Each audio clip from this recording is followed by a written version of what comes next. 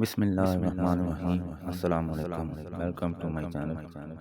حدیث شریف میں آیا ہے، جس شخص نے کسی کے ساتھ محبت کی تو محض خدا کے لیے کی، اگر بغض رکھا تو خدا کے لیے، اگر کسی کو کچھ دیا تو خدا کے لیے، اگر نہ دیا تو خدا کے لیے، اس نے اپنا ایمان کامل کر لیا۔ اللہ تعالیٰ نے حضرت موسیٰ علیہ السلام کو وحی بھیجی کہ کیا تو نے میرے لیے بھی کوئی کام کیا؟ حضرت موسیٰ علیہ السلام نے عرض کی کہ ہاں، میں نے تیرے لیے نمازیں پڑھی، روزے رکھے، خیرات دی اور بھی کچھ اعمال عرض کیے۔ اللہ تعالیٰ نے فرمایا، یہ اعمال تو تیرے لیے ہیں، کیا تو نے میرے دوست کے ساتھ میرے لیے محبت کی اور میرے دشمن کے ساتھ میرے لیے دشمنی کی؟ اس سے معلوم ہوا کہ اللہ تعالیٰ کے لیے محبت، اللہ کے لیے بغض، یہ افضل اعمال میں سے ہے۔ حضرت حسن بصری رحمۃ اللہ تعالیٰ علیہ فرمایا کرتے تھے کہ فاسق کے ساتھ قطع تعلق کرنا اللہ کا قرب حاصل کرنا ہے۔ جو شخص دعویٰ کرے کہ میں فلاں شخص کو خدا کے لیے دوست رکھتا ہوں، اور وہ شخص جب نافرمانی کرے اور وہ اسے برا نہ سمجھے، تو اس نے محبت کے دعویٰ میں جھوٹ کہا کہ خدا کے لیے ہے۔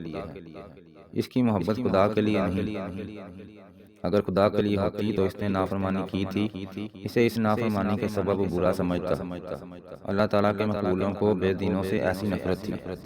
حضرت مالک بن دینار رحمۃ اللہ تعالیٰ علیہ کتے کو جب آپ کے سامنے آ کر بیٹھ جاتا تو نہ ہٹاتے اور فرماتے کہ برے ساتھی سے کتا اچھا ہے۔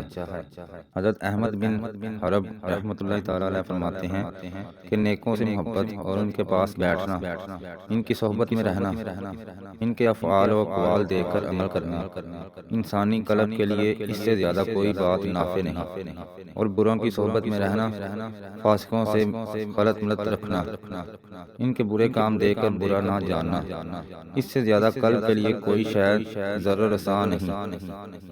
حضرت عیسیٰ علیہ السلام نے فرمایا کہ اہل معاصی کے ساتھ بغض رکھ کر اللہ تعالیٰ کے ساتھ محبت رکھو، اور ان سے دور رہ کر اللہ تعالیٰ کی طرف رجوع کرو، اور ان کو برا سمجھنے سے اللہ تعالیٰ کی رضا حاصل کرو۔ لوگوں نے عرض کی کہ اے نبی اللہ، پھر ہم کس کے پاس بیٹھیں؟ فرمایا، ان لوگوں کے پاس بیٹھو جن کا دیکھنا تمہیں اللہ کو یاد کراوے، اور جن کا کلام تمہارے اعمال میں زیادتی کا باعث ہو، اور ان کے اعمال تمہیں آخرت کی طرف رغبت دیں۔